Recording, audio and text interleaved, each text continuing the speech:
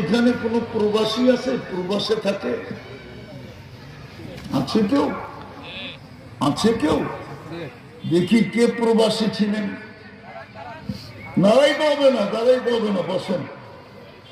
প্রবাসী যখন বাড়ি আসার জন্য টিকিট করে ফেলে, দিন তারিখ নির্ধারিত হয়ে যায়, মার্কেটিং কমপ্লিট হয়ে যায়, লাগেজ গুছানো হয়ে যায়, বান্দা হয়ে যায়, জিজ্ঞেস করেন আর ঘুম আসে না? আর ঘুম আসে না? রুমমেট বন্ধুরা জিজ্ঞেস করে, কিরে ঘুমাস না কেন? দূর বেটা, বাড়ি কখন যাবো, এয়ারপোর্টে কখন যাবো, ঘড়ির কাঁটা দেখি চলে না, তারিখ দেখি নড়ে না, প্লেনে উঠার পরে মনে হয় ড্রাইভার বুঝি ভালো না, ও আস্তে চালায়, মনে চায় ওরে নামায় দিয়ে আমি চালাই। 6 ঘন্টাটা 2 ঘন্টা ঢাকায় পৌঁছে যাবে, হয়তো ঢাকা নাইলে কবর।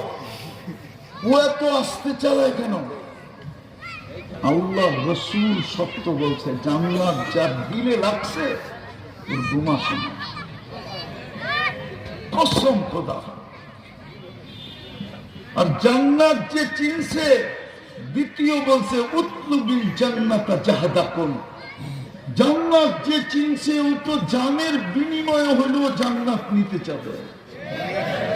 সমস্ত সম্পত্তি দিতে দিতে দিতে দিতে দিতে যদি শুধু জানটা থাকে, বলবো ওইটাও নিয়ে আনেন, জান্নাত দিয়ে আনেন।